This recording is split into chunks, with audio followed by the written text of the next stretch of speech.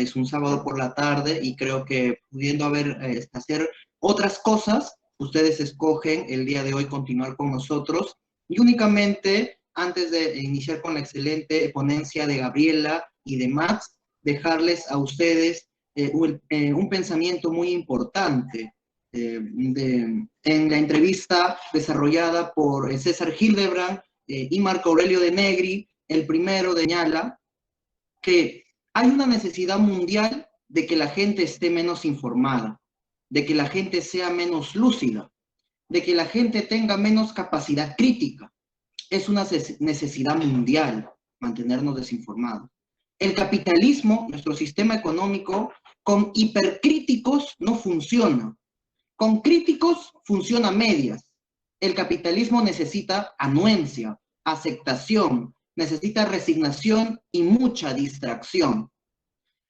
Así, en nuestra sociedad actual postmoderna existen 4 ismos que caracterizan a la sociedad y que también se reflejan en la educación universitaria y también en los estudiantes de derecho. El inmediatismo de querer acceder a manuales sencillos para la rápida comprensión del derecho, del trabajo, cuando esta rama es muy compleja. 2, el fragmentalismo, que implica ver a la sociedad separada, aspectos diferenciados claramente de uno cuando la sociedad es una sola. El superficialismo, que va de la mano con el inmediatismo, esta falta de profundidad en los conocimientos académicos, y finalmente el facilismo. Nosotros, el Taller Manzanilla y la Junta Directiva de la Base de 2018, estamos luchando contra estos 4 sismos de la posmodernidad a lo largo de este muy bonito curso, por lo que nuevamente estoy agradecido con ustedes y bueno, daremos inicio a la jornada. Muchísimas gracias, Nicole, por este pequeño espacio. Gracias a ti también. A continuación, comenzando con esta segunda jornada del curso de Instituciones del Derecho del Trabajo, hará uso de la palabra Gabriela Borges Condori. Ella es estudiante de 5º año de Derecho de la Universidad Nacional Mayor de San Marcos, miembro de la Junta Directiva Taller Manzanilla, cuenta con capacitaciones en materia laboral. Ella expondrá el tema Los principios del derecho de trabajo. Adelante, Gabriela. Sí. Ok, muchas gracias. Bueno, gracias por la invitación y como bien dijeron en la presentación, hoy día voy a desarrollar lo que es el tema de principios del derecho de trabajo. Y bueno, para ello pues necesitamos saber la historia del derecho de trabajo en sí, cómo nace, cómo surge en sí. Siguiente, por favor. Bueno, el derecho de trabajo se desarrolla como una disciplina autónoma y esto surge como una respuesta de las nuevas relaciones que surgen durante la Revolución Industrial. En esa época caracterizada pues, por la sobreexplotación de los trabajadores, las altas jornadas laborales en sí, hicieron de que sea necesario que surja esta nueva disciplina, que antes estaba dentro del derecho civil. El derecho civil en sí tiene sus particularidades, ¿no? Sus principios como la autonomía de la voluntad, la no intervención del Estado, así también como la igualdad de las partes. Pero nosotros podemos ver que dentro de las relaciones laborales no hay una igualdad entre el trabajador y el empleador. Al contrario, hay una desigualdad y es porque el empleador en sí tiene un poder económico, un poder social, más que, bueno, frente en sí al trabajador. Entonces, eso hace que sea necesario que se cree esta disciplina, con la finalidad de crear en sí condiciones que puedan pues, ayudarnos a superar esta brecha, esta desigualdad que hay. Y esto pues, a través de normas o de dispositivos legales que nos ayuden a proteger al trabajador. Siguiente, por favor. Bueno, ¿qué son los principios? Los principios son líneas directrices que inspiran el sentido de las normas laborales. Tenemos en sí principios generales del derecho y también principios que son propios del derecho de trabajo, que se amoldan en sí a estas nuevas particularidades. Si bien también podemos compartir los derechos, los principios generales del derecho, aquí vamos a encontrar tres funciones de los principios del derecho laboral: informadora, normativa e interpretativa. La informadora es la que inspira al legislador y es que sirve como un fundamento cuando da una resolución o un orden jurídico. Lo normativo, llamado también integradora, sirve en caso haya un tipo de laguna legal o algún vacío que el legislador no previna. E interpretativo, como una especie de orientador, una especie de guía para el juez o para algún operador jurídico. Entonces vamos a hablar de cada uno de estos principios que son del derecho de trabajo. Siguiente, por favor. El primer principio que voy a tratar es el principio protector, o llamado también principio tuttivo. Este sería el más importante, por decirlo así, el más fundamental, porque de ahí se van a derivar muchos más principios. Este principio parte de que hay una diferenciación, como ya lo había mencionado, una diferenciación del trabajador y el empleador. Y eso es lo que diferencia con el derecho civil, porque cuando realizamos un contrato civil, pues las partes están en igual de condiciones. En cambio, en este caso, es diferente. Américo Pla lo mencionaba que era un principio, ese principio en sí es el núcleo central y básico del sistema, y bueno, ya lo había mencionado, porque de aquí van a derivar muchos más principios. Cuenta con 3 reglas: el indubio pro operario, la norma más favorable, y la condición más beneficiosa. Pues vamos a desarrollar cada uno de estos principios. Siguiente, por favor. Bueno, el indubio pro operario es en caso haya una norma que tenga varios sentidos. Cuando sucede este caso, pues lo que se va a hacer es elegir el sentido que sea más favorable al trabajador. Y la Constitución en sí lo esclarece en el artículo 26 cuando habla que la interpretación favorable al trabajador en caso de duda insalvable sobre el sentido de la norma, es una duda que sea en sí algo necesario. Esto en sí se utiliza como un último recurso, se le podría decir de este modo. Y como siempre, partiendo de la desigualdad que hay entre el trabajador y el empleador. La otra es la norma más favorable, se ha movido mi diapositiva. Esto es en el ámbito de la aplicación de la norma. Aquí no es que haya una norma, no es que haya en sí una norma, sino son varias que regulan un mismo hecho. Todos en sí pueden ser a veces contradictorias. Y bueno, la teoría del proceso, la teoría general del proceso, ya en sí lo regula mediante 3 criterios muy en sí conocidos, como el criterio de jerarquía, el de especialidad o el tiempo. Bueno, el primero, en el jerarquía, vamos a preferir una norma que sea de mayor rango frente a una menor. En el caso de la especial, o en el caso del criterio de especialidad, pues vamos a preferir una norma que sea especial frente a una general. Y la de temporalidad, en caso de que haya una norma anterior y una norma posterior. Pero hay como decirlo, un cuarto criterio, que es dentro del derecho de trabajo, que es optar por la norma que sea más favorable al trabajador. Muchas veces puede ocurrir el caso de que choque con algunos criterios que yo he mencionado, y por eso algunos autores establecen de que no se debería tomar ese sentido porque se estaría también transgrediendo a los otros principios. Por otro lado, tenemos a la condición más beneficiosa. En este caso es cuando hay una situación que es anterior en sí al trabajador, y que una situación que es beneficiosa, y el empleador en sí no puede ignorarla, no puede dejar de respetarla, porque en sí cuando existen o cuando hay modificaciones, lo que se busca es generar beneficios y no empeorar la situación del trabajador. Siguiente, por favor. Bueno, vamos ahora con el principio de irrenunciabilidad del derecho. Esto es la imposibilidad que tiene el trabajador de renunciar en sí voluntariamente a los derechos que se les ha establecido la ley, los derechos que están a favor de él, tanto en la Constitución como en la ley.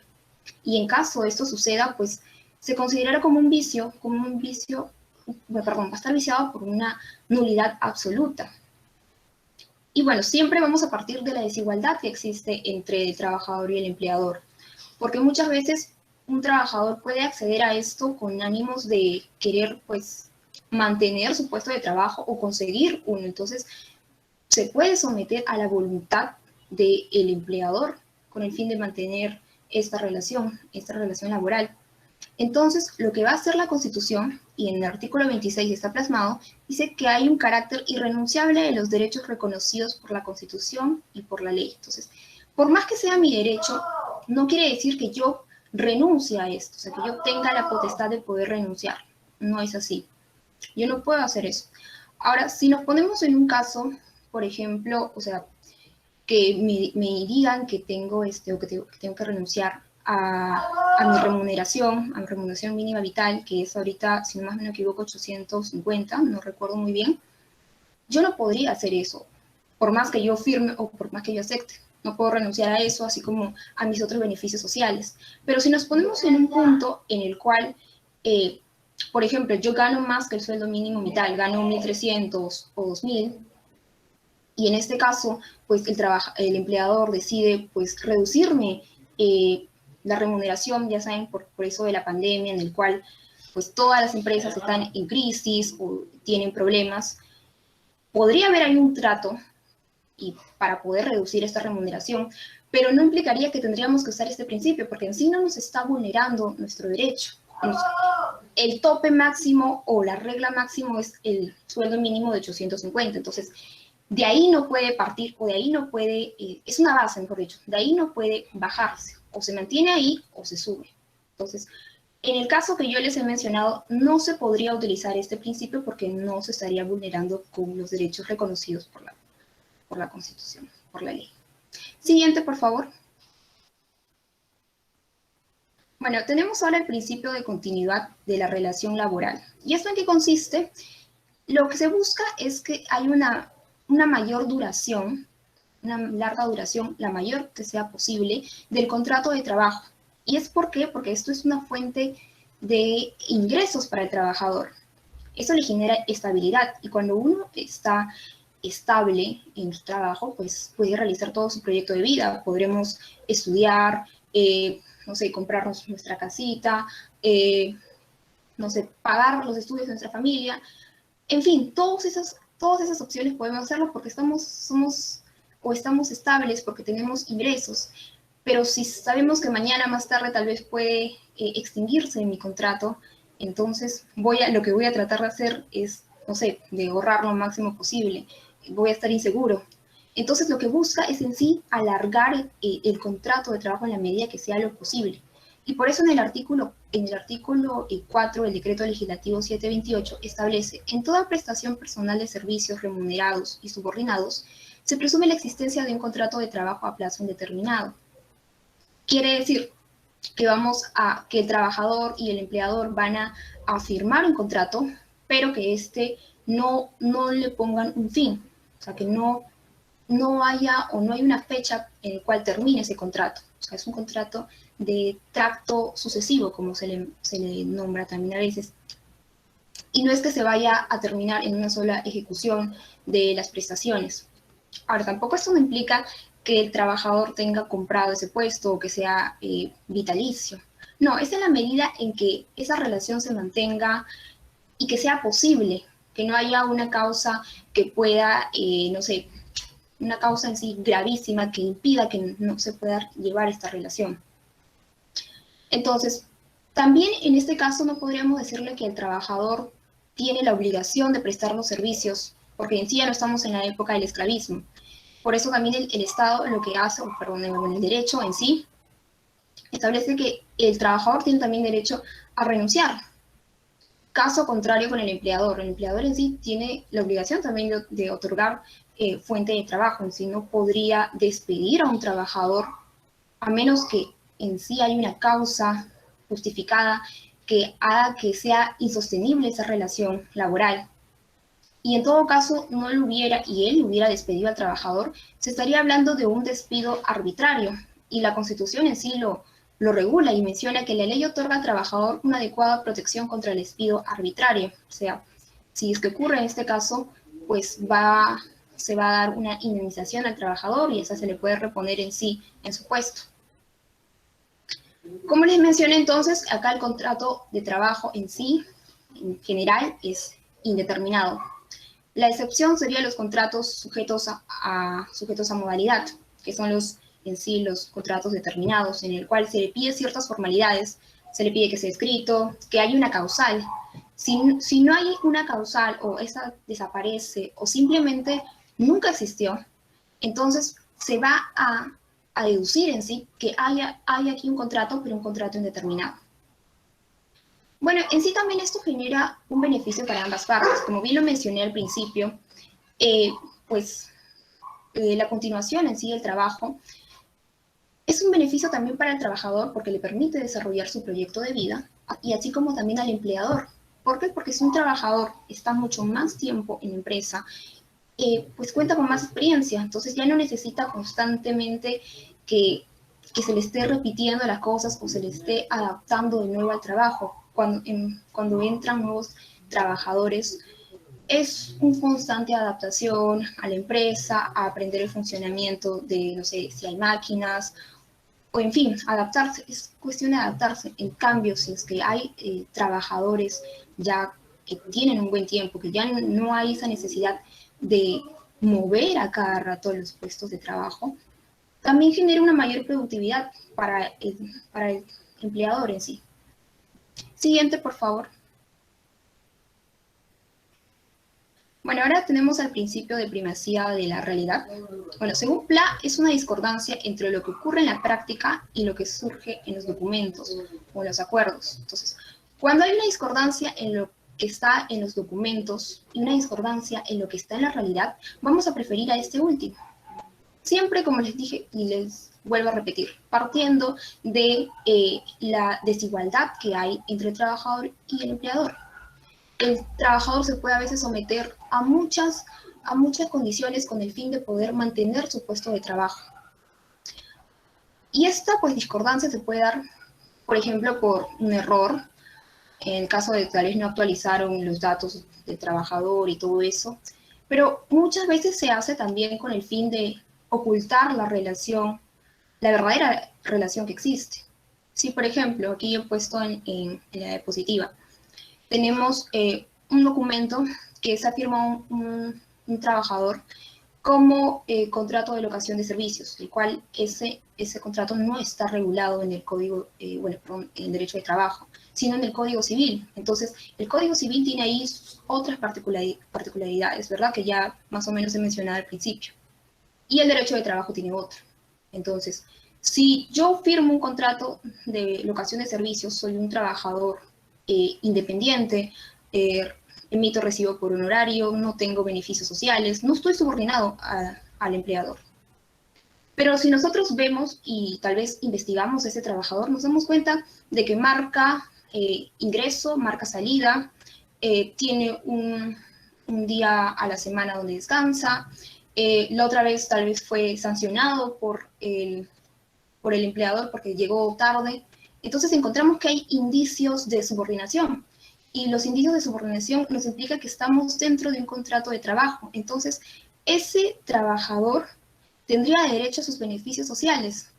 Tendría derecho a una gratificación, a las utilidades, a asignación familiar, vacaciones, cosa que no se le da en un contrato civil, un contrato de locación de servicios. Entonces, muchas veces se hace esa simulación con el fin también de ahorrarse esos gastos entre las relaciones laborales. Siguiente, por favor. Bueno, acá encontramos el principio de razonabilidad. De nuevo se me movió la diapositiva. A ver. Tanto el empleador como el trabajador, según lo que he colocado, deben ejercer sus derechos y obligaciones de acuerdo a razonamientos lógicos, de sentido común, sin incurrir a conductas abusivas del derecho cada uno. Y esto mayormente cuando hay situaciones o conductas en sí humanas que no han sido reguladas del todo por las normas. En sí, el derecho no puede regular todas las relaciones o todos los conflictos que hay, porque en sí no puede prevenirlos. Las relaciones sociales en sí cambian según todo pues avanza el tiempo.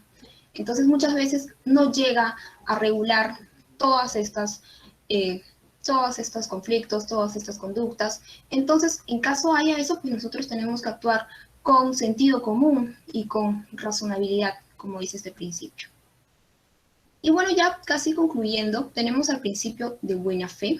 Ese es un principio que también se puede dar, o sea, no es propiamente del derecho de trabajo, también es un principio en general para otras ramas del derecho, pero igual lo coloco aquí.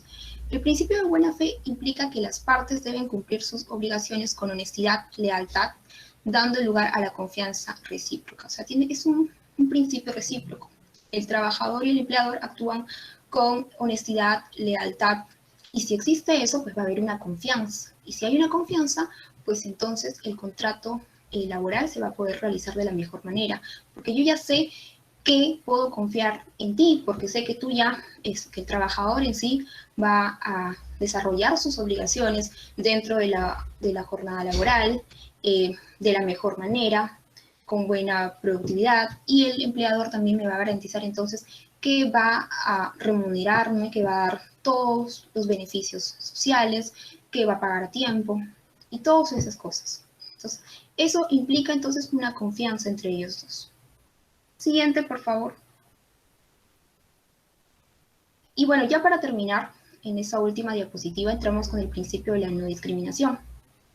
En una relación laboral no puede existir una discriminación por motivos de raza, color, sexo, idioma, política, etc. En el convenio 111 de la OIT, que es un convenio que específicamente habla de la discriminación en sí, aclara que no todas las distinciones, obligaciones, las exclusiones, perdón, o preferencias, dice, basadas en calificaciones exigidas para un empleo determinado no son consideradas como discriminación. Hay empleos en sí que necesita una especialización en sí en el trabajador. Hay casos en los que te piden, en una convocatoria de trabajo, te piden tal vez que seas experto en computación o que seas un abogado civilista, un abogado laboral. Te piden ciertas cosas, pero eso no implica que me están discriminando. O sea, no toda diferenciación, o sea, no toda diferenciación en sí es discriminación. La discriminación en sí parte de diferenciaciones donde no las hay. No podemos decir que una mujer y un hombre trabajan más o trabajan menos. Eso están generando diferenciaciones donde no las hay. Acá solo se refiere entonces al tipo de trabajo, a las exigencias que piden el trabajo. En la Constitución, en el artículo 26 lo menciona también, en el inciso 1, la igualdad de oportunidades sin discriminación. Y acá he citado en sí un caso, el caso de Rosado Anaque, que no sé si lo habrán escuchado, sobre la discriminación en razón de religión. Bueno, contándole algo pequeño ya para culminar. Rosado Anaque, pues, su empleador era de salud. Y en el año 2001, más no me equivoco, pues él interpuso una acción de amparo, ya que consideraba que le había vulnerado su derecho a la libertad de conciencia, a la libertad de religión. Y es que él pertenecía a una iglesia en la cual rendía cultos a Dios los días sábados. Por lo cual entonces le contó eso a su empleadora y durante 5 años los horarios no lo colocaban en los días sábados, no lo ponían a trabajar ese día. Entonces él continuó entonces haciendo su vida normal hasta que de pronto, pasando ya 5 años, cambian los horarios y lo que deciden es ponerlo a trabajar los días sábados. Ahora, ¿el empleador podría hacer eso? Claro, bueno, claro que puede hacerlo porque existe algo que se llama el jus variandi, que es la facultad que tiene el empleador para poder cambiar unilateralmente el contrato, pero en sí partes no esenciales, como por ejemplo el horario. El horario de trabajo te pueden cambiar, a veces es rotativo. Entonces sí podía cambiar, pero ahora aquí era otra cosa, porque en sí también estaba chocando con un derecho que es la libertad de conciencia, la libertad de religión. Y al cambiarle su horario, entonces no podría o se vería restringido a realizar esa libertad, ese derecho. Por lo cual entonces se fue hasta el Tribunal Constitucional y esto lo declaró fundada. Entonces, en esta sentencia encontramos que va a haber una limitación al jus variandi del empleador y se va a reconocer entonces la libertad de religión de este doctor en sí. Y bueno, creo que eso sería todo. Sí, muchas gracias. Entonces, muchas gracias, Gabriela. A continuación, hará uso de la palabra Max Chaucas Salas, miembro principal y ex coordinador general del Taller Manzanilla, con estudios de maestría en Derecho del Trabajo y Seguridad Social por la Universidad Nacional Mayor de San Marcos y máster en Empleo, Relaciones Laborales y Diálogo Social en Europa de la Universidad Castilla-La Mancha de España, quien expondrá el tema El contrato del trabajo. Adelante, Marco.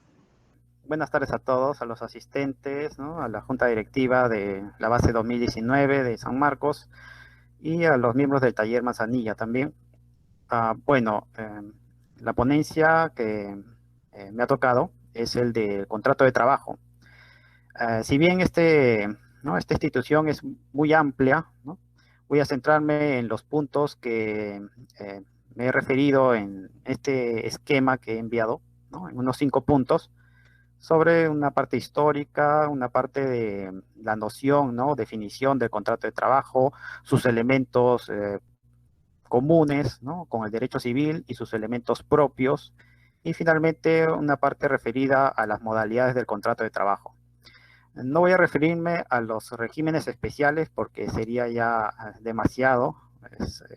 Son distintos regímenes especiales del contrato de trabajo, pero que, no obstante, conocer el contrato de trabajo en general nos va a ayudar a entender los diferentes regímenes especiales que son ciertas variaciones, ¿no?, con respecto al régimen general.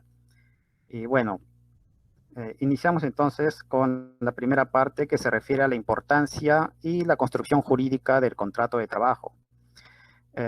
Con respecto a la importancia histórica, aquí cito a Gino Giugni, ¿no?, un importante jurista italiano que fue el padre del Estatuto de Trabajadores de Italia, que nos va a señalar que la institución del contrato de trabajo tiene su importancia por el hecho de que ha hecho posible, ¿no?, la organización de la producción a una escala nunca antes vista, ¿no?, en la historia, y a su vez ha permitido la reproducción del capital mismo.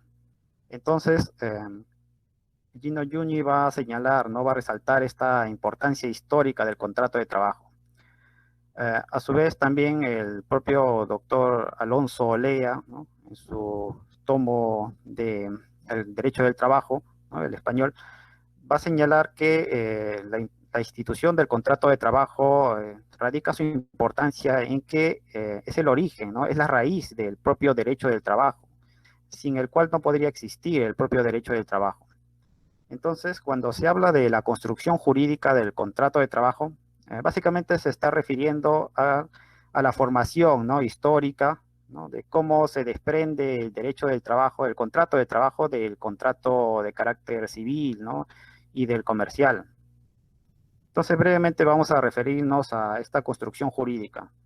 Para esto me remito a la obra del doctor Carlos Palomeque, bueno, que en realidad es una introducción, un prólogo, ¿no?, a la obra de Manuel Álvarez de la Rosa, que se denomina justamente así, la construcción jurídica del trabajo, del contrato de trabajo.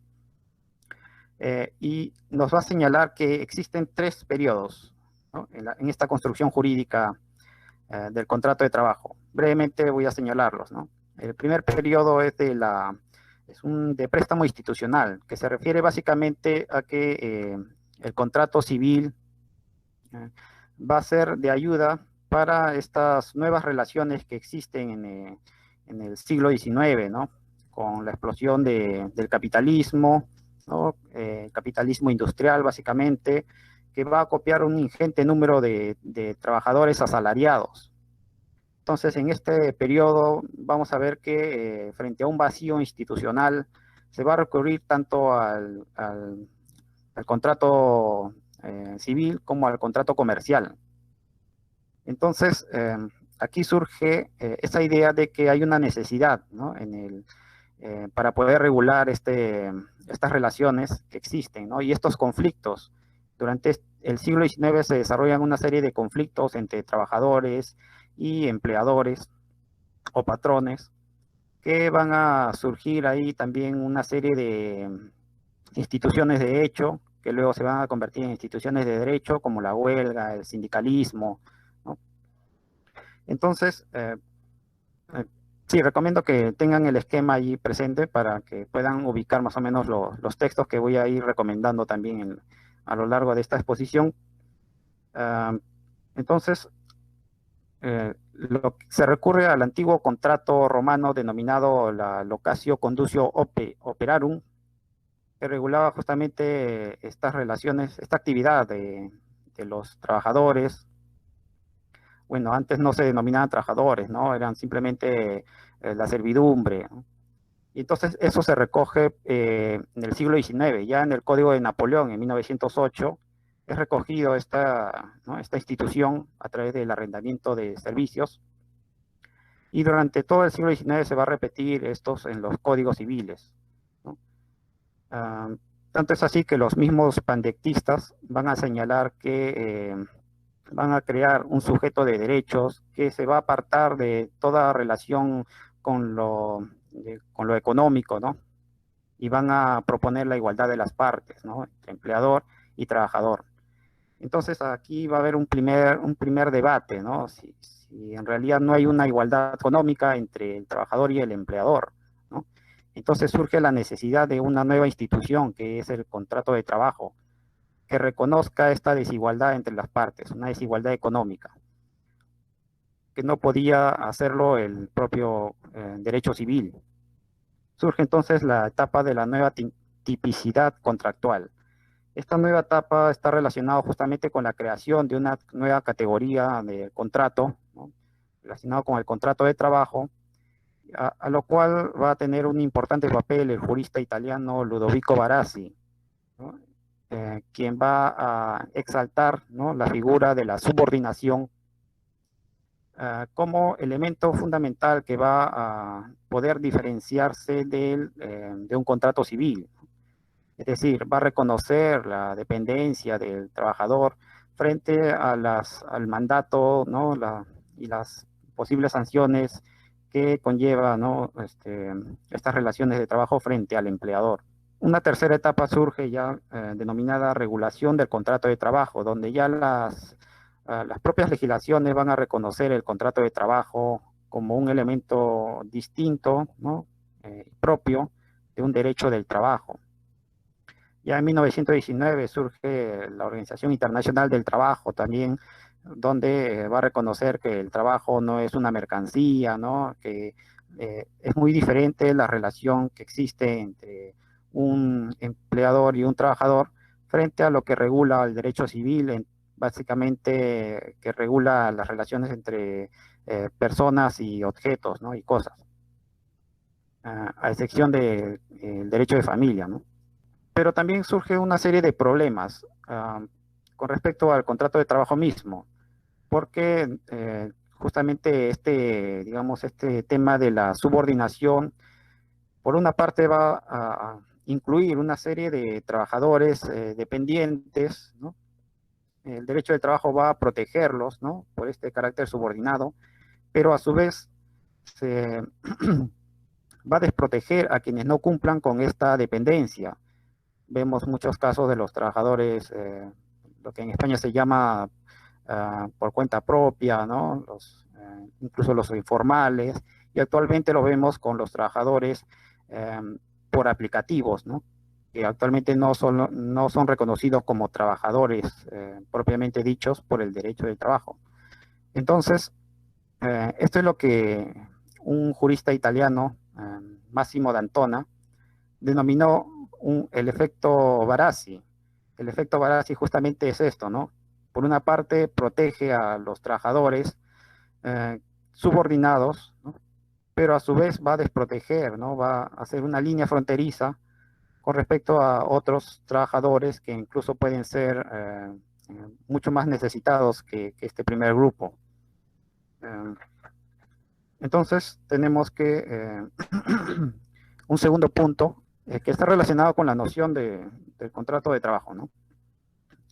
Bueno, con respecto a la definición del contrato de trabajo, aquí he citado primeramente dos definiciones clásicas, una de Kamerlingh y Leon Kane, que se refiere justamente a esta relación, ¿no? Esta prestación de servicios por parte del trabajador y a su vez la contraprestación en dinero por parte del empleador, ¿no? Y va a reconocer también el carácter dependiente del trabajador, ¿no? Estas primeras definiciones denominadas clásicas están relacionadas con las propias legislaciones en donde se enmarcan, ¿no? Así tenemos también la definición que hace Manuel Alonso Lea y Emilia Casas Bamonde, que justamente van a señalar esto, ¿no? Que estos tres elementos del contrato de trabajo, ¿no? La subordinación, la dependencia y la remuneración. Sin embargo, Cabanelas va un paso mucho más allá. Va a referirse en este caso no solamente a los tres elementos antes mencionados, sino que va a señalar que esta prestación es una prestación continua de servicios. Es decir, no solamente se trata de un acto inicial, ¿no? De un acuerdo inicial entre las partes, sino que también está referido al desarrollo de esta actividad, ¿no? Con lo cual va a incluir, ¿no? No solo el tema del contrato de trabajo, sino también de la relación laboral, ¿no? Que también era un tema muy debatido, ¿no? Por los juristas, ¿no? Algunos defendían la exclusiva relación laboral que debería existir, ¿no? Sin tomar en cuenta el acto inicial del contrato de trabajo. Igualmente, Jorge Rendón Vázquez, en su famoso libro El Derecho del Trabajo Individual, que su última edición es del año 2001, nos va a señalar justamente estos dos momentos, ¿no? Un primer momento que se refiere al acto jurídico del acuerdo entre las partes, y también va a estar referido a esta actividad continua que tiene el trabajador, ¿no? De prestar sus servicios. Y esto va a estar relacionado, según el doctor, por el derecho como norma y el derecho como relación social, ¿no? O sea, el acto jurídico, el acuerdo entre las partes, es el derecho como norma. Y la prestación continua de servicios, ¿no? La relación social, es justamente este segundo aspecto, ¿no? Recomiendo un libro del doctor Jorge Rendón que se denomina El derecho como norma y como relación social, ¿no? Que es un libro de teoría general del derecho, que es muy importante conocerlo, ¿no? Porque es una visión muy distinta de lo que normalmente nosotros lo estudiamos, ¿no? Es una visión crítica del derecho. Entonces, en cuanto a nuestra legislación, debemos decir que no hay una definición del contrato de trabajo, sino que para esto recomiendo el Decreto Legislativo 728, el texto único ordenado del Decreto Legislativo 728, que fue aprobado por el Decreto Supremo 003-97-TR. Digamos que es la legislación madre, ¿no? Y donde va a recoger estas modalidades contractuales, ¿no? Y es la legislación básica por la cual se van a regular todo estudio del contrato de trabajo. Entonces, esta legislación no define el contrato de trabajo, ¿no? Y también podemos decir que las anteriores legislaciones no definían, sino que existían en la jurisprudencia ciertas definiciones, como la recogida por el doctor Francisco Romero Montes en un artículo sobre el contrato de trabajo. Él recogió una definición del año 1943 que se refería justamente a esta prestación de servicios, ¿no? De personales del trabajador, y una contraprestación, ¿no? Como una remuneración por parte del trabajador bajo dependencia, pero que incluía a su vez un agregado que refería que los beneficios, ¿no? De este trabajo, ¿no?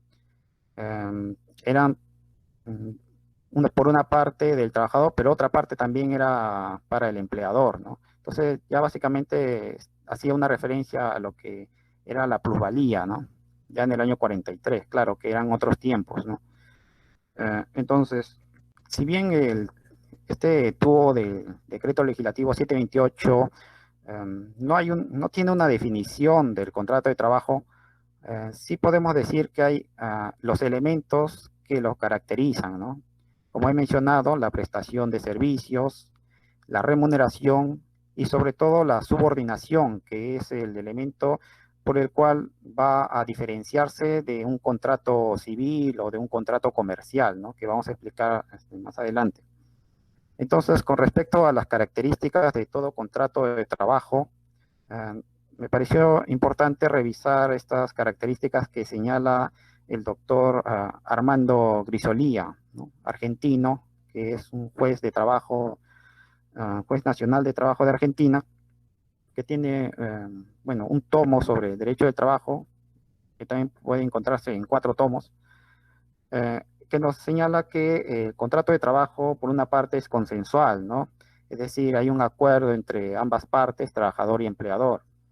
Es personal, porque el trabajador tiene que realizar estas actividades por sí mismo, ¿no? La regla general es que no sea ayudado por otra persona, a menos que el mismo trabajo, la naturaleza del trabajo lo permita. También podemos señalar que una característica del contrato de trabajo es que es dependiente, ¿no? Referido a esta subordinación, que puede ser económica, jurídica y técnica, que vamos a desarrollar también más adelante. Otra característica importante es que es de tracto sucesivo, es decir, mayormente los contratos de trabajo se refieren a una actividad continua de varios días, de varias semanas, de meses y años, ¿no? No se refiere solamente a un acto único. Es no formal, básicamente, porque no requiere en muchos casos que sea de toda una formalidad, sino que bastará que el trabajador realice sus actividades y que el empleador se encuentre de acuerdo y lo remunere, ¿no?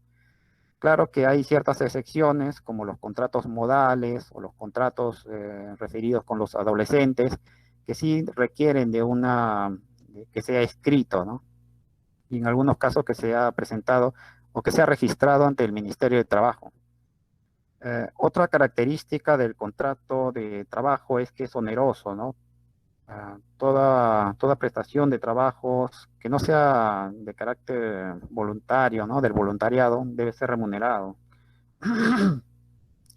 Otro carácter importante es que debe ser bilateral y sinalagmático, ¿no? Este término a veces se presta a confusión, ¿no? Pero que básicamente se refiere a que existe un común, ¿no? Digamos, beneficio entre las partes. El empleador se beneficia de la fuerza de trabajo ¿no? de este prestador de servicios, ¿no? Y a su vez el trabajador se va a beneficiar por la remuneración, ¿no? Entonces hay un común acuerdo, una reciprocidad jurídica, ¿no? Del derecho tanto de derechos como de obligaciones, ¿no? También podemos señalar que es de carácter conmutativo, ¿no? Porque presenta prestaciones equivalentes, al menos de carácter subjetivo, ¿no? Por lo menos ambos están de acuerdo en que son equivalentes. Por otra parte, es de carácter típico, porque se encuentra caracterizado ya en la legislación, ¿no? En nuestro caso, el texto único ordenado del Decreto Legislativo 728. Como siguiente punto, vamos a mencionar el tema de los elementos comunes y los elementos propios del contrato de trabajo. Los elementos comunes se refiere justamente a estos elementos que están relacionados con el contrato común, ¿no? El contrato civil. Algunos lo denominan elementos esenciales del contrato de trabajo, pero que en nuestro país se puede confundir con los elementos esenciales, los 3 elementos que están relacionados con el 728, ¿no? Por eso lo he preferido denominar los elementos comunes del contrato de trabajo. Básicamente, aquí me voy a referir al texto del doctor Jorge Rendón Vázquez, Derecho Individual del Trabajo, que va a señalar que estos elementos comunes son 3. El vínculo, el objeto y la forma. El vínculo está relacionado justamente con este acuerdo, ¿no? Esta unión de voluntades del empleador y del trabajador, y va a sustentarse básicamente en 2 supuestos, en la capacidad y en el consentimiento. Bueno, ahí pueden ver en el esquema que que les he pasado, ¿no? Toda esta caracterización, ¿no? Que es básicamente del texto del doctor Jorge Rendón Vázquez. La capacidad puede dividirse en una capacidad laboral y una capacidad civil. La capacidad laboral está reconocido también por la legislación, ¿no? Se refiere básicamente a que toda persona tiene el derecho, ¿no? a trabajar. Incluso la Constitución lo reconoce. En cuanto a la capacidad civil, también está referido, ¿no? Que hay edades para poder trabajar, ¿no? Como voy a referirme ahora. En cuanto a los menores, debemos remitirnos al Código de Niños y Adolescentes, la Ley 27337, ¿no? Que va a señalar que hay edades mínimas para ciertos tipos de trabajo. La edad, por ejemplo, mínima para realizar labores agrícolas no industriales es de 15 años. Para realizar labores industriales, comerciales, mineras, es de 16 años.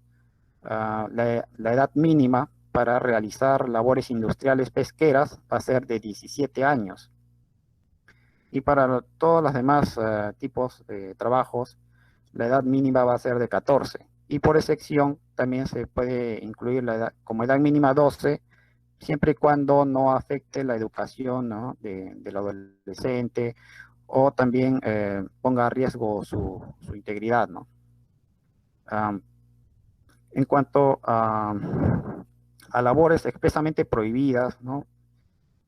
Vamos a referirnos a las labores que hacen los adolescentes, digamos, en un turno nocturno, que es de 10 a 6 de la mañana, ¿no? Entonces están prohibidos las labores nocturnas de los adolescentes. Otras labores que están prohibidas es en el subsuelo, ¿no? Para adolescentes están prohibidos el trabajo en subsuelo, trabajos donde tengan que manipular sustancias peligrosas, tóxicas. También podemos señalar la carga pesada, ¿no? Que podrían tener los adolescentes. Y finalmente, los trabajos en el cual ponga en riesgo su vida o de los demás, ¿no? Y estén bajo su responsabilidad. Siguiendo con el tema del vínculo, pasamos al el consentimiento, ¿no? Que es el segundo aspecto del vínculo. El consentimiento está relacionado, ¿no? Con la voluntad de constituir la relación contractual y de determinar su objeto y de las condiciones de su desarrollo, ¿no? Está reconocido por el artículo 23 de la Constitución, que se refiere que nadie está obligado a prestar servicios sin su libre consentimiento. Así también el artículo 2, numeral 24, literal B de la Constitución, que prohíbe el trabajo esclavo, ¿no? Que prohíbe la esclavitud, que prohíbe la servidumbre, la trata de personas. También se señala en el propio Código Civil que el consentimiento puede ser tácito, puede ser expreso o puede ser tácito. Además, el doctor Jorge Rendón nos va a señalar que hay limitaciones al consentimiento. Vamos a explicarlo brevemente. En primer lugar, ciertas limitaciones del consentimiento lo tenemos en la habilitación de los mismos puestos de trabajo, ¿no? Si bien el trabajo es un derecho, este derecho se encuentra limitado a la creación de puestos de trabajo. De por sí, en este sistema de mercado que tenemos, no hay una obligación del empleador de crear una cierta cantidad de puestos de trabajo. Entonces, hay un límite evidente en este aspecto. Si bien se puede paliar con el fomento que puede dar el Estado, ¿no? a estas empresas para la formación de nuevos empleos. Otro aspecto que limita el consentimiento es el de la prohibición de contratar, ¿no? Hay ciertos trabajos que requieren, digamos, por ejemplo, ¿no? Un título profesional, por lo cual se va a reservar este derecho a contratar a estas determinadas personas que obtengan este título, ¿no? También hay una prohibición mejor dicho, hay una obligación de contratar, que también es un límite del consentimiento, ¿no? La Ley de Seguridad y Salud en el Trabajo, por ejemplo, señala que si un trabajador se accidenta, ¿no? O tiene alguna enfermedad, deberían reubicarlo, ¿no? A un puesto en donde le sea mejor adaptado, ¿no? Sin disminuir sus remuneraciones o su categoría, ¿no? Salvo en el caso que sea, digamos, una incapacidad absoluta. También hay una limitación del consentimiento en cuanto al contenido propio del contrato de trabajo, ¿no? Digamos que el contenido no puede ser un contenido ilícito, ¿no? Y también hay una limitación con respecto a la extinción misma del contrato de trabajo, ¿no? Ninguna de las dos partes puede rescindir del contrato de trabajo a su libre disposición, sin contar con, digamos, con las formalidades que la propia ley exige. En el caso del trabajador de presentar su renuncia, por ejemplo, unos 30 días antes digamos, de salir del trabajo. En el caso del empleador, para despedir a un trabajador debe contar con un motivo justificado, ¿no? Si no, se configuraría un despido arbitrario que está, digamos, prohibido, que está regulado también por la propia Constitución, ¿no? En su artículo 27, que señala que la ley protege adecuadamente frente al despido arbitrario, ¿no? Y fue un punto mediante el cual el propio Tribunal Constitucional desarrolló en el año 2001, 2002, una serie de jurisprudencias relacionadas con el carácter protector, ¿no? Frente al despido arbitrario, e incluso señalaron como una vía para paliar esto a la reposición, ¿no? Del trabajador. Retornando, digamos, a una estabilidad, a una verdadera estabilidad en el trabajo a partir de estas fechas. En cuanto a los caracteres del consentimiento, vamos a tener que es personal, ¿no? Este consentimiento debe darlo las mismas personas, el trabajador, el empleador, ¿no? Debe ser definitivo, ¿no? No puede estar sujeto a una condición, debería hacerlo en el mismo momento, es decir, el consentimiento se da o no se da, ¿no? También debe estar libre de los vicios, ¿no? Básicamente me refiero aquí al error, el dolo y la violencia, pero que otros autores como Cabanelas incluyen también a la simulación, la ignorancia, ¿no? El error, en este caso, puede ser, vamos a definirlo como esta mala percepción que existe frente a un objeto o frente a una persona, que el propio Savigny, ¿no? va a definirlo como como una falsa percepción, ¿no? Que a diferencia de la ignorancia, digamos, es un desconocimiento, ¿no? de este objeto. Puede ser, como dije, del objeto, un error del objeto y un error del sujeto.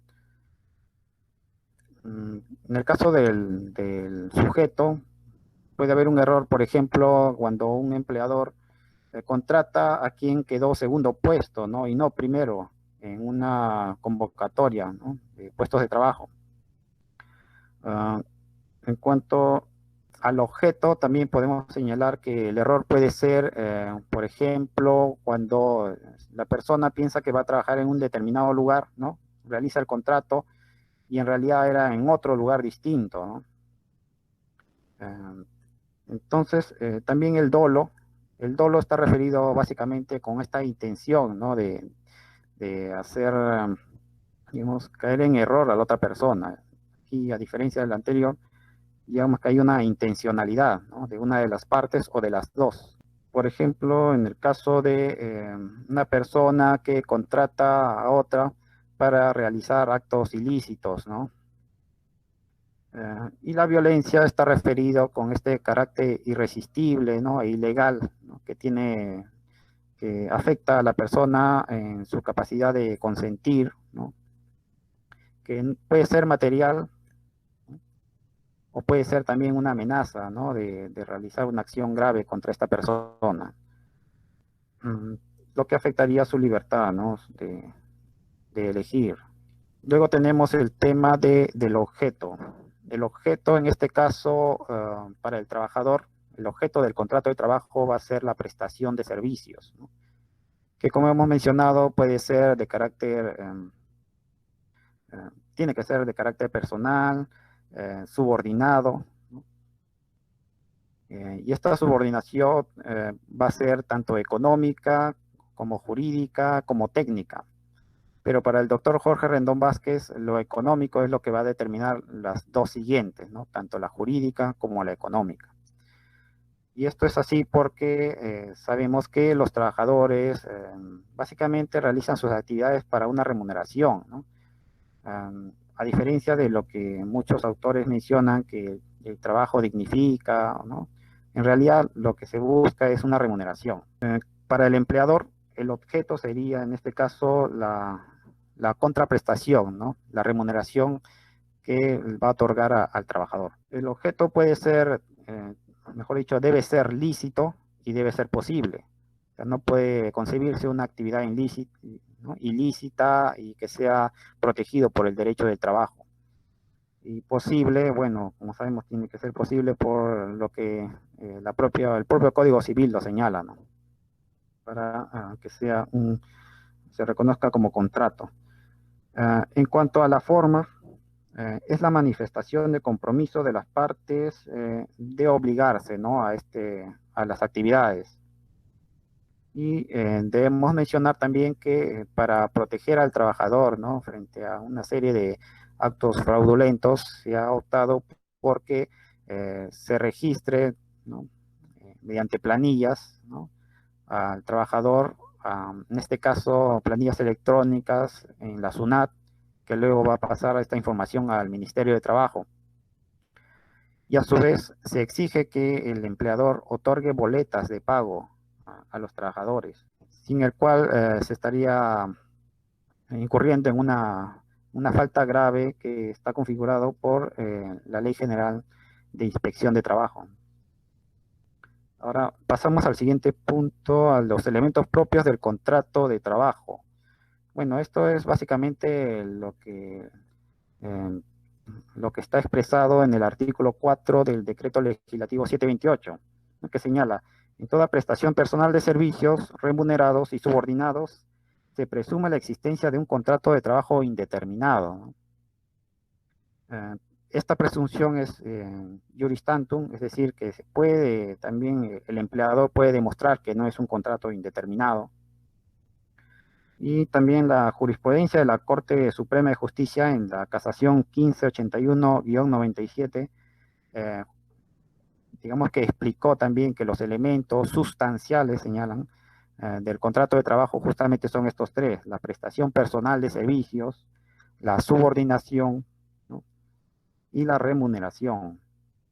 Entonces, pero el punto principal aquí es la subordinación, que la ley también expresa en las facultades de dirección, en la facultad de sanción y la facultad también de fiscalización por parte del empleador, ¿no? Estos tres facultades o tres poderes que se le reconocen.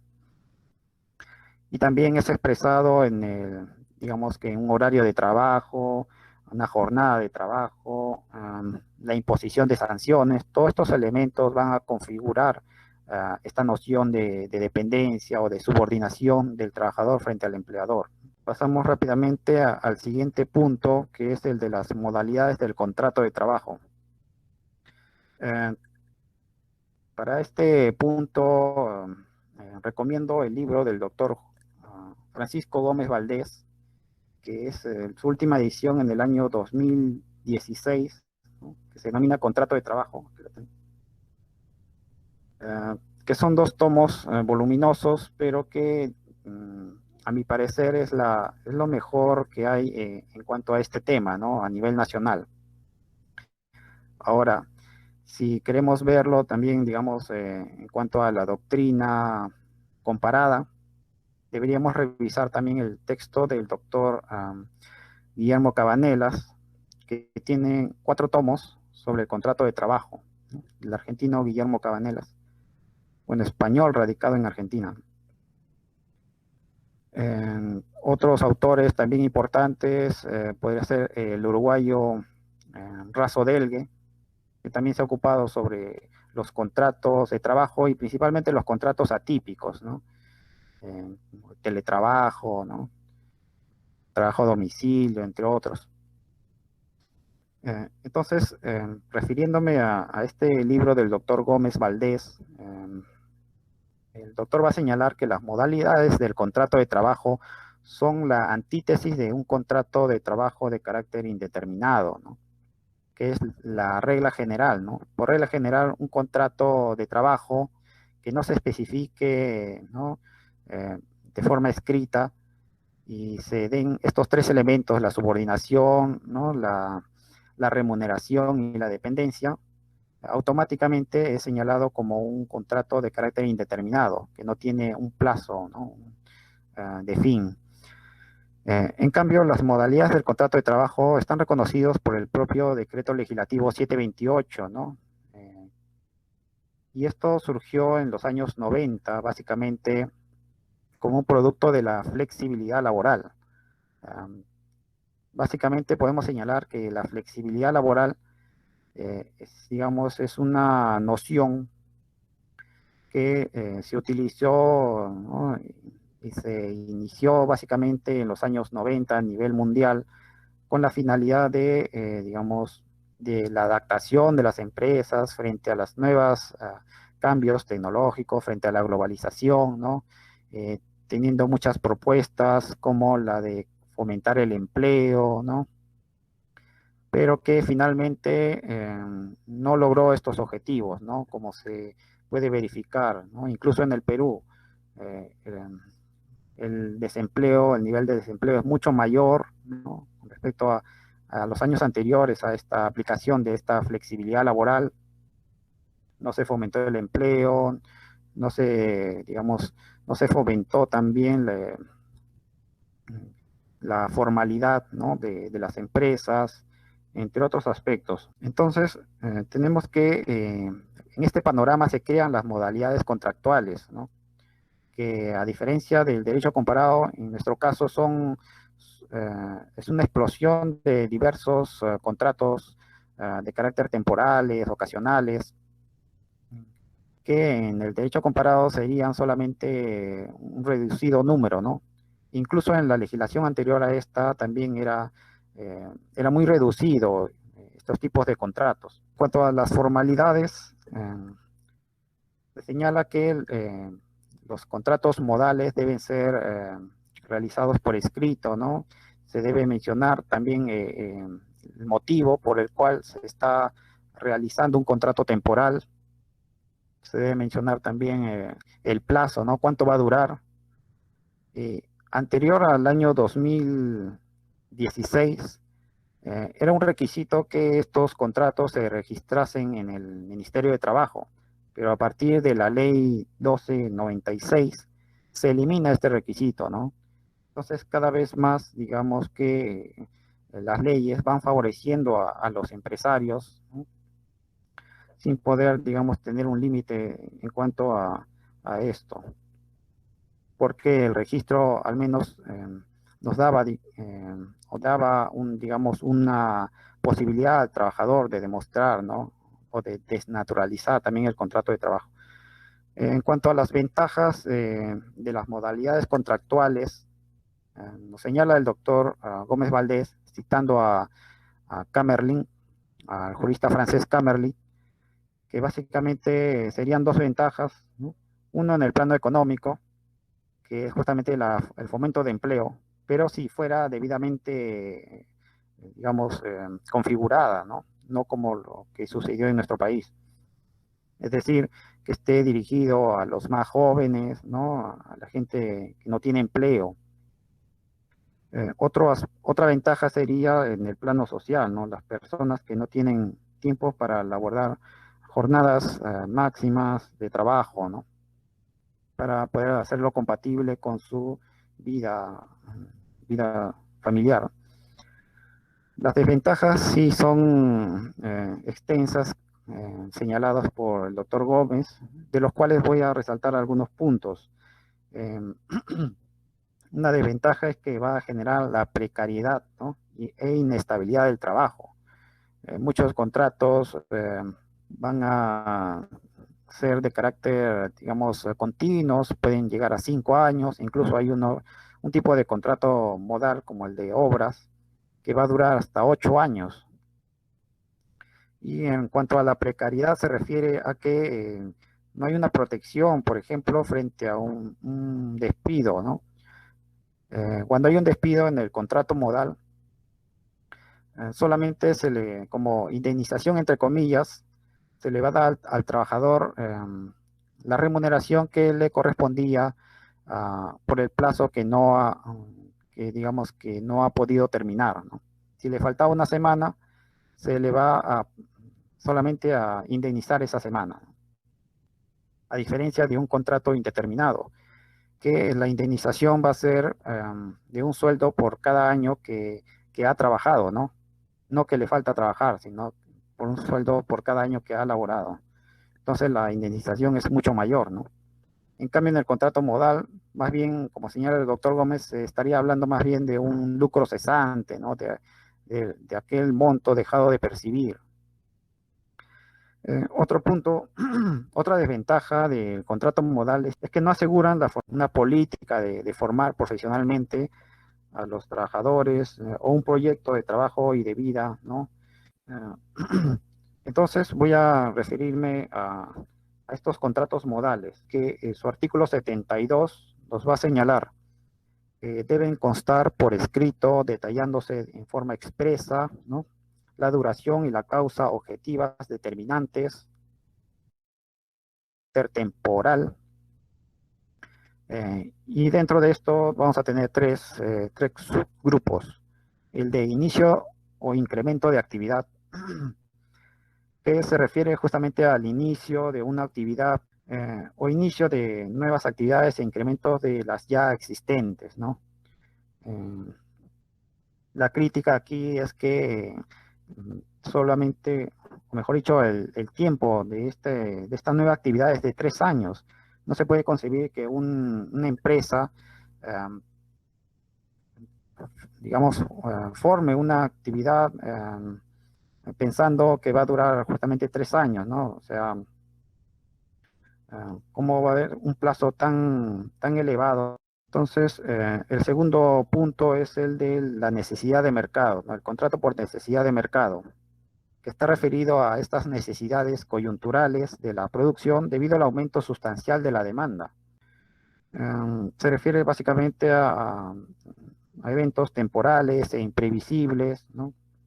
Hay momentos donde la demanda se eleva, entonces los empleadores optan por este tipo de contrato, ¿no? De necesidad de mercado, que su duración máxima, ¿no? Mientras se va renovando, va a ser el de 5 años. En cuanto al carácter el tercer punto, la reconversión empresarial, ¿no? Está relacionado básicamente con la afectación de las empresas con respecto a las tecnologías, ¿no? Las nuevas tecnologías van a afectar a las empresas y los empleadores no van a querer quedarse, digamos, rezagados, ¿no? Van a querer constantemente actualizarse. Entonces, este contrato se refiere a la sustitución, ampliación o modificación de actividades, ¿no? Básicamente de carácter tecnológico, pero que si lo vemos en el derecho comparado, ¿no? Los trabajadores de otros países reciben capacitaciones, ¿no? Los trabajadores mismos de las empresas, pero en este caso, en este contrato de reconversión empresarial, se recurre a trabajadores foráneos, ¿no? Que incluso puede haber la posibilidad de que estos trabajadores foráneos se queden en la empresa, ¿no? Afectando la estabilidad de los trabajadores que son propios de esta empresa. Entonces, no se fomenta una formación de los trabajadores en la empresa, ¿no? Relacionados con las tecnologías, sino que más bien todo lo contrario, se está fomentando el reemplazo de trabajadores. El segundo punto es el del contrato de carácter accidental, que pueden ser 3, ¿no? El ocasional, ¿no? que está referido con necesidades transitorias, ¿no? Para labores no habituales de la empresa. Por ejemplo, vamos a tener aquí el estudio de mercado, la remodelación de ambientes del centro de trabajo, y su duración máxima es de 6 meses. Según el doctor Gómez, este es el contrato más flexible que todos, ¿no? Ya que existe una especie de ambigüedad en saber qué necesidad es transitoria y qué necesidad no lo es, ¿no? Por ejemplo, en un restaurante, ¿no? Si hay un mayor número de comensales, eso bastaría para hacer una necesidad transitoria. El segundo aspecto del carácter del contrato accidental va a ser el de la suplencia, que está referido básicamente a la sustitución de un trabajador permanente por parte de otro trabajador externo. Y puede ser por dos supuestos, ¿no? Un supuesto es que este trabajador, ¿no?, se ampare en aquellas normas de suspensión, ¿no?, que están relacionados ya que se puede encontrar en la misma norma, que son, por ejemplo, las vacaciones, el parto pre y postnatal, ¿no? Otro supuesto es el que haya un acuerdo entre el trabajador y la empresa o el empleador para justamente realizar esta suspensión, como puede ser una beca para estudiar una maestría, ¿no?, entre otros. En este caso se va a aplicar el contrato de suplencia para, digamos, sustituir al trabajador que se va a otro lugar, ¿no? O incluso para trabajadores que, digamos, que van a una plaza de mayor jerarquía, ¿no? También se utiliza este contrato modal para reemplazarlos. La duración en este caso va a ser por el periodo que este trabajador se encuentre en suspensión. Por lo tanto, es digamos, un periodo objetivo, ¿no? Es el más objetivo, digamos, de casi todos los contratos. El otro contrato es el de emergencia. Se refiere básicamente a cuando hay casos denominados, ¿no?, el caso fortuito o fuerza mayor, que va a estar sustentado ¿no?, este contrato básicamente en dos elementos: los daños ocasionados sobre la capacidad productiva y también el retraso en el trabajo, ¿no? Estos son los dos elementos que se pueden verificar para poder sustentar este tipo de contrato. El plazo de duración, digamos, va a ser el de la duración misma de la emergencia. Y digamos que básicamente se refiere a las situaciones catastróficas, ¿no? En el caso del COVID-19, había mucho debate con respecto a si se debería aplicar, ¿no?, el caso fortuito o la fuerza mayor. Bueno, en este caso, caso fortuito se refería justamente a que era una enfermedad de carácter de la naturaleza, ¿no?, provenido de la naturaleza, que no es una acción del hombre. Pero otros señalaban que es por fuerza mayor porque existe un decreto de urgencia que prohíbe, digamos, la realización de ciertas actividades. En cuanto al contrato de obra o servicio, que es el tercer grupo, también va a estar dividido en tres, ¿no?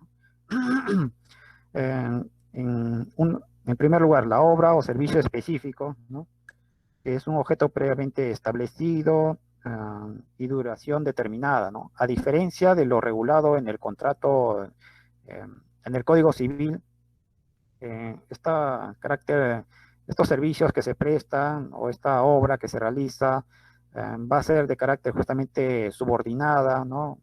Va a presentar todos estos caracteres propios del contrato de trabajo, de la jornada de trabajo o un horario. Básicamente va a ser aplicado en las empresas de construcción, ¿no? La duración va a ser la necesaria a esta incertidumbre, ¿no?, que el plazo máximo dado por la jurisprudencia va a ser de 8 años. Esto no se encuentra, el plazo no se encuentra en esta legislación, ¿no?, el 728, sino en la jurisprudencia. En el caso del contrato intermitente, va a ser aplicado a las actividades permanentes pero discontinuas. Tal es el caso de los trabajadores pesqueros, ¿no? Momentos donde hay un mayor número de posibilidades de poder pescar un mayor número de peces. Entonces, durante este tiempo, digamos, se va a aplicar este tipo de contrato, ¿no? Pero no hay una certeza de estas fechas. Entonces, por eso se aplica el contrato intermitente. Por otra parte, el contrato temporada, ¿no? Se aplica a las actividades propias de la empresa, se cumple en determinadas épocas del año y están sujetas a repetirse cíclicamente, ¿no? Ese es el caso de la contratación de personal adicional por parte de una juguetería, por ejemplo, ¿no? En épocas navideñas, ¿no? Como sabemos, hay un mayor número de demanda de juguetes, entonces se aplica este contrato por temporada. O en el caso de las heladerías, ¿no? En tiempos de verano, también aumenta el número de pedidos de helados. Entonces también se aplica este contrato de carácter intermitente. En cuanto al plazo, podemos decir que si un trabajador es contratado por más de 2 temporadas seguidas, entonces ya adquiere una estabilidad en el trabajo. O también puede ser contratado durante tres temporadas de carácter alternas, ¿no? También va a lograr una estabilidad en el trabajo. Y bueno, la norma también señala finalmente otros contratos sujetos a modalidad como de exportación no tradicional, donde la empresa exporta el 40% del valor de su producción anual efectivamente vendidos, ¿no? Entonces, está sujeto a un plazo de contrato de exportación y no hay un plazo máximo, ¿no? La empresa no tiene certeza absoluta de mantener el volumen constante de estos pedidos, ¿no? Y también digamos que hay un numerus apertus, mediante el cual se señala que hay otros contratos temporales y nominados, ¿no? Que pueden realizar según la labor y siempre y cuando esté bien sustentado, ¿no? Hacer cualquier clase de servicios de carácter temporal, ¿no? Pero la norma general es que su plazo máximo sea de 5 años. Entonces, como vemos, estos contratos modales se sustentan en un carácter, digamos, transitorio, un carácter justamente ocasional, ¿no? de las actividades, y eso es lo que diferencia a un contrato modal de un contrato, por ejemplo, de régimen especial, ¿no? Que se refiere básicamente a la naturaleza especial de los trabajadores.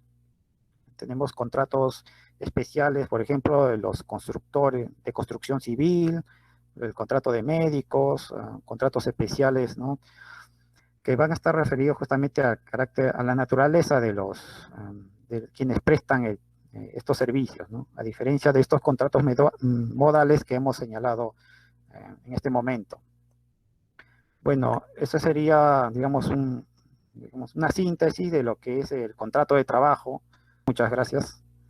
Muchas gracias, Max, por la ponencia. Ha sido de gran ayuda y también muy sucinta en este tema bastante extenso.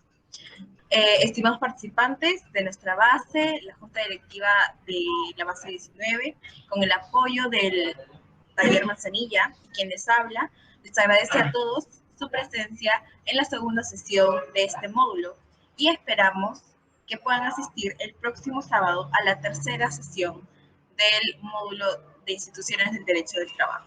Muchas gracias por su presencia.